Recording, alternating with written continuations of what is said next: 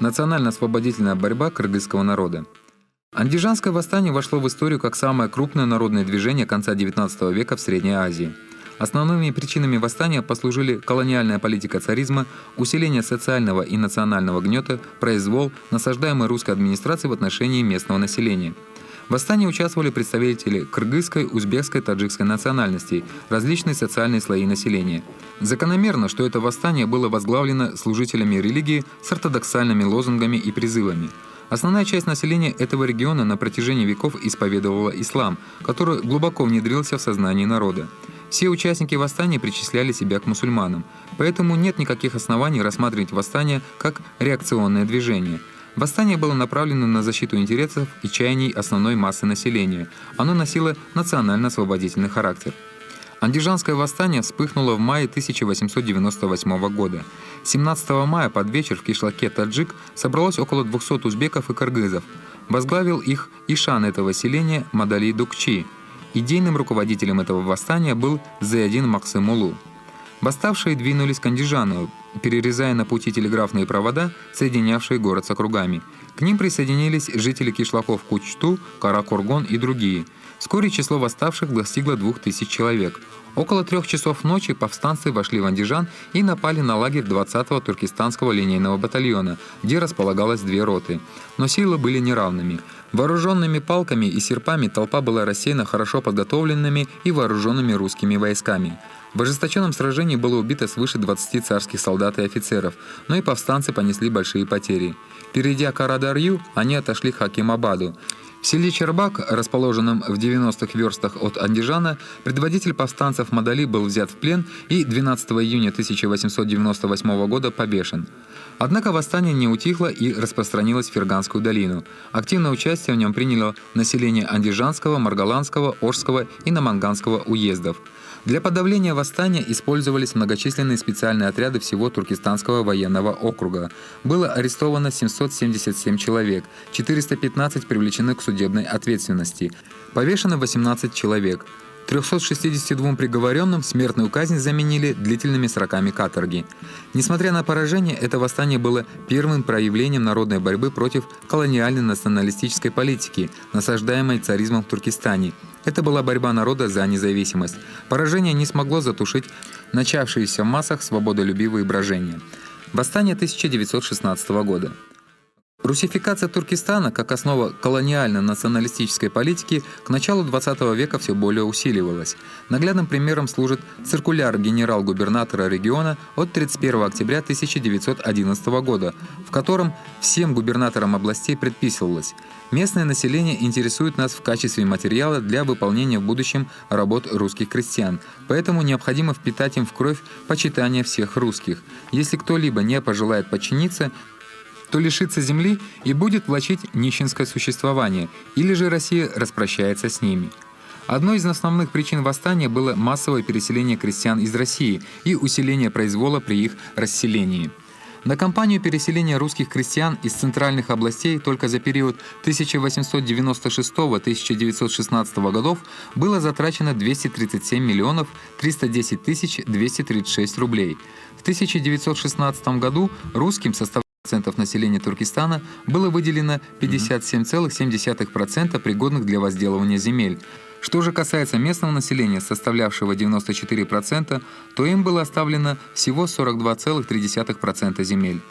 Начавшаяся в 1914 году Первая мировая война, в котором принимала участие Россия, легла тяжким бременем на плечи бедствующего населения и без того угнетенного колонизаторским режимом. Трудности, выпавшие на все народы, не обошли и кыргызов. Они посылали на фронт деньги, одежду, лошадей для кавалерии. Указ царя от 25 июня 1916 года о привлечении туркестанских народов к военно-оборонительным работам мужчин с 19 до 23 лет вызвал волну негодования у людей, с трудом переносящих гонения на родной земле, унижение и двойной гнет.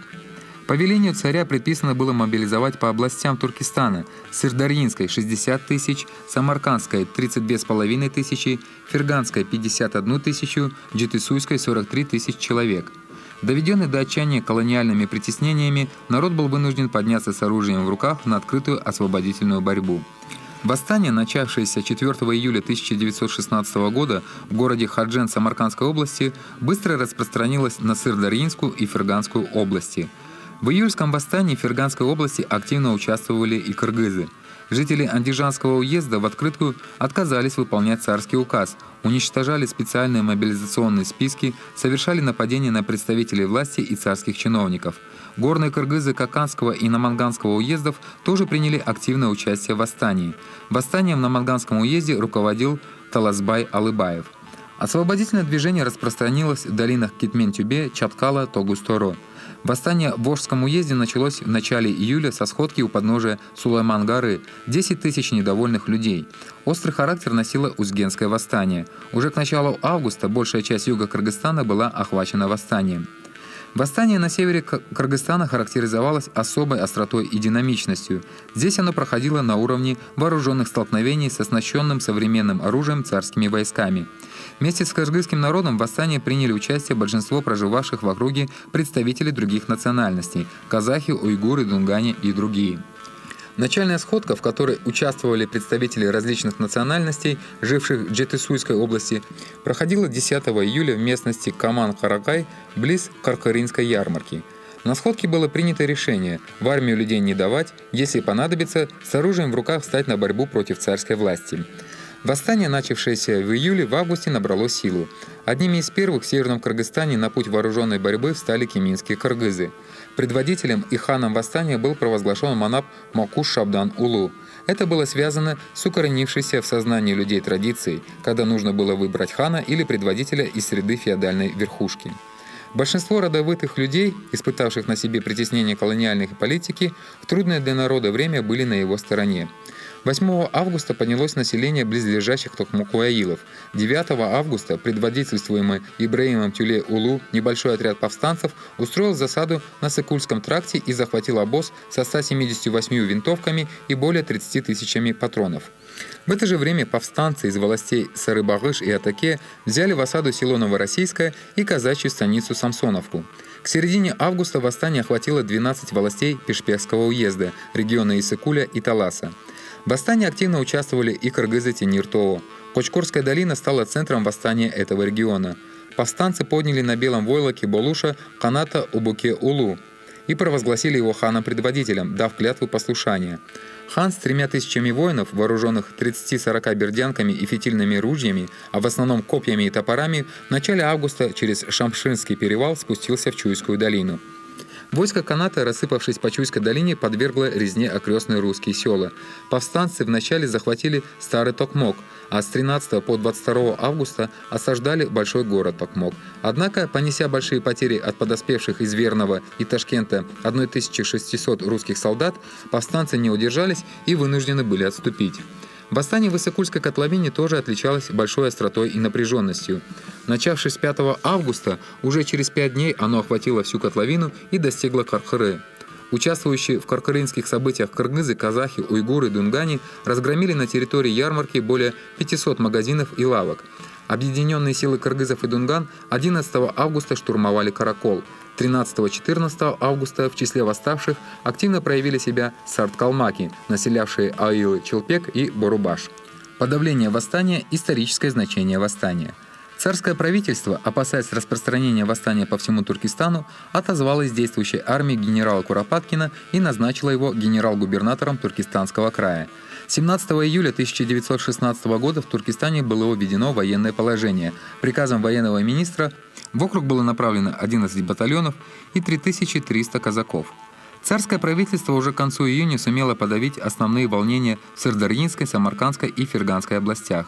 В Жетысуйской области обстановка по сравнению с вышеназванными районами была более сложной, так как на ее территории переселенцев оказалось больше и, следовательно, притеснение местного населения тоже. А вопросы воды и земли приобрели непримиримо острый характер. Восстание в Жетысу началось позже, когда в других областях оно уже было подавлено. Поэтому власти на подавление смуты в Жетысу бросили все карательные силы Туркестана. В подавлении восстания в Жетысу в общей сложности участвовало 6530 хорошо вооруженных военнослужащих Туркестанского военного округа, из них 1105 кавалеристов. Позже, по приказу военного министра, с фронтов Первой мировой войны дополнительно прибыли 2 казачьих полка, 240 конных разведчиков, вооруженных 16 орудиями и 47 пулеметами. Кроме того, еще до развертывания событий, как уже говорилось, 43% крестьян-переселенцев было вооружено. 15 августа 1916 года военный губернатор ДжТСУ Фильбаум дал указание организовать для подавления восставших конные и пешие дружины из числа русских крестьян. Чтобы повысить оперативность карательных мер против бунтовщиков, генерал-губернатор Туркестана Куропаткин 12 августа 1916 года отдал приказ о создании временных военно-полевых судов. Для русских войск не составляло большого труда подавить стихийно восставший народ, вооруженный вилами, косами, дубинами, дедовскими саблями, пистонными ружьями и лишь кое-где винтовками. Русско-казачьи отряды, отлично вооруженные, обученные военной тактике, с особой жестокостью и циничностью громили возникшие на территории Кыргызстана очаги восстания. В конце августа близ Каракола произошли последние крупные сражения между повстанцами и карателями. 21 августа около 4000 восставших двумя левым и правыми крылами несколько раз атаковали врага. В Тюбском сражении 28 августа участвовало более 7000 повстанцев. К сентябрю, если не считать мелких стычек с карательными отрядами, восстание было в основном подавлено. Царское правительство давало прямые указания безжалостно подавлять восставших, карать и уничтожать местное население, грабить и сжигать аилы. Переселенцам было разрешено восстанавливать потери, понесенные ими в результате восстания, за счет скота и имущества бунтовщиков.